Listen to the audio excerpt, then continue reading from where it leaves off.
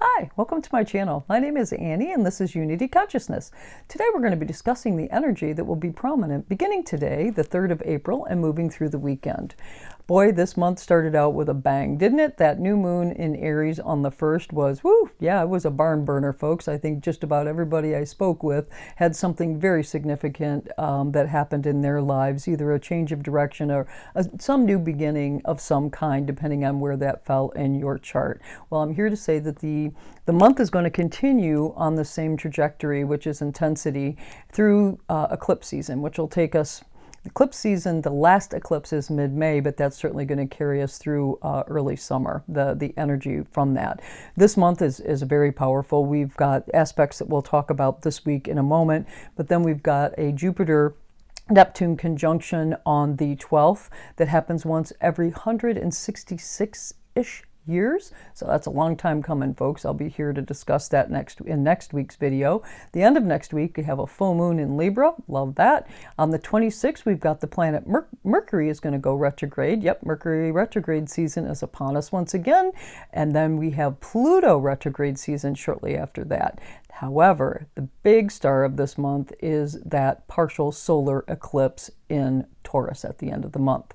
Remember, it is going to be activating that nodal axis shift that occurred back in January between Taurus and Scorpio energy that has to do with self-worth, resources, your personal resources, but that of others, and also psychological components, folks. So check on friends, check on neighbors. If you're not feeling up to it, reach out to a friend, folks. Please understand that these changes all happen for us, not to us, and each of the components that we're going to be discussing this month for certain, but also for the next probably 15, 16 months are going to have those themes associated with it. So again, self-worth, shared resources, individual resources, and psychological components. So with that said, let's talk about this energy.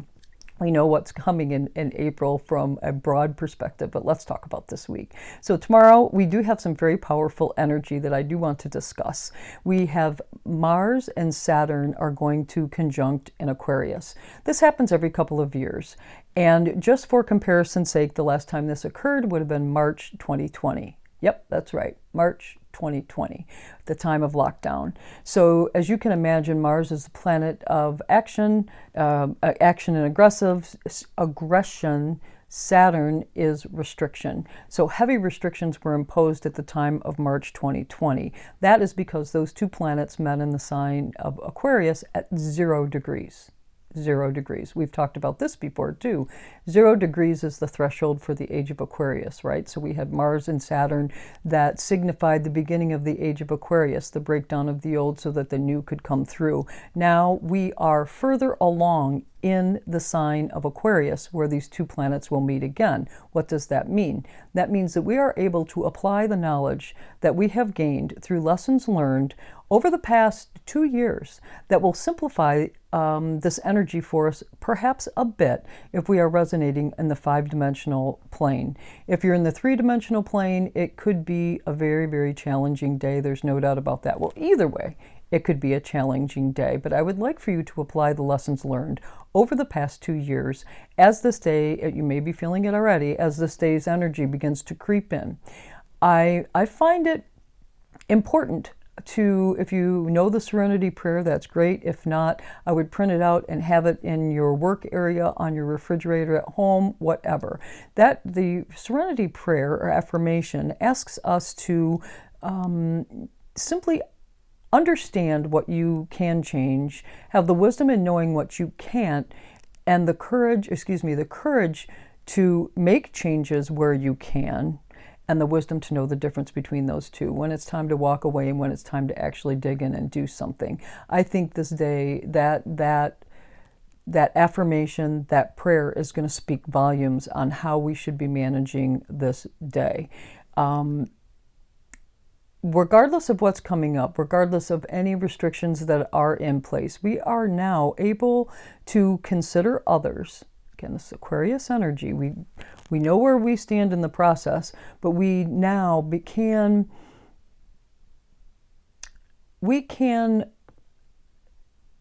consider other people, the collective, but continue to move forward on our adventure at our pace in peace.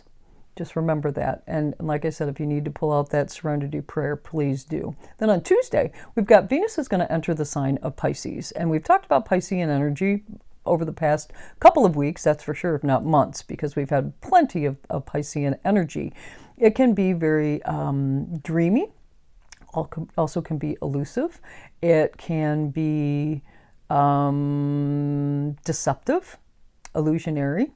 And I also should mention my astrologer friends have told me that Venus is exalted in Pisces, which means that that energy is magnified. So be mindful. Just watch out for smooth talking salesmen, smooth talking, again, this is Venus, relationships, even with yourself. Don't try to smooth talk yourself in or out of something. Don't buy things that seem too good to be true, because they probably are. But just be mindful, especially in relationships, and be aware that there could be some deceptive tactics going on, or some elusiveness, some things that you may not have all the details on yet. So be mindful when you're making decisions relative to relationships and money. And on the 5-dimensional plane, Piscean energy has a lot of healing and compassionate components to it. You may want to speak to a healing practitioner during this time about relationships, about money. Please do. And also forgiveness will come easy during this period of time while resonating in that 5-dimensional energy. Then on Thursday and Friday of this week, we have the planet Mercury, which is in Aries, is going to pass over first, or excuse me, not pass over, is going to be sextile first with Saturn, then shortly thereafter Mars, because Saturn and Mars are very close in the sign of Aquarius. Sextile is do something to get something.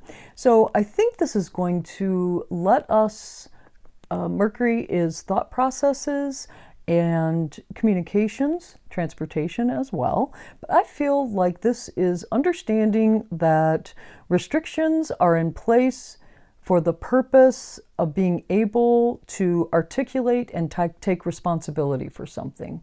It's very good energy. This is harmonious energy. But again, we need to do something to get something. So in order for us to gain a positive out of that day, we are being asked to do something, maybe owning your power. Because remember, Mercury is in Aries, and Aries is power, as a power, my power sign. So we may need to own our power for the purpose of clearing up boundaries by taking some responsibility. Okay, so that's Thursday, Friday. We're going to feel that energy closer to the end of the week. Then a week from today, on Sunday the 10th, Mercury is going to enter Taurus. Mercury, again, communications, and Taurus energy is very tried and true, steady.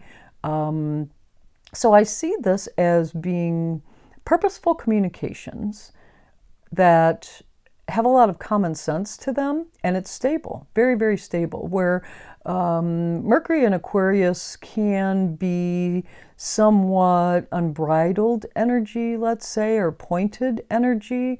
Mercury in Taurus is an entirely different feel. It's entirely different. So, like I said, purposeful communications. You're not going to speak unless you really need to say something versus just an outburst that may have occurred during Mercury in Aquarius. So, well, that's all I have for you this week. I hope you have a fabulous week. As I mentioned, the month is going to continue to amp up from an energetic level. If you need to talk, please don't hesitate to put a comment in the comment section below. I do check them quite frequently, and I will get back to you as soon as I can. If you know me personally, please don't hesitate to reach out. If you come across something that you need to discuss, I am here for you. There is no doubt about that. If there's somebody that you know that could be helped by these videos, please do share these videos. And if you like the video, please do like it. And I'm going to say one more time, because we are entering the eclipse cycle, and this is on that nodal axis that includes psychology, please check on your friends. If you know somebody that is depressed, extend a hand to them. Keep in contact with them and just check in with them. If you are on the side of it where you yourself are having some hardships and difficulties, reach out. Call me, text me, put a comment in the box, and I will call you back. I promise. I will reach out to you. But I'm always here for you and will do my best to help you through the situation. Well, thank you so much. Have a great week. Namaste.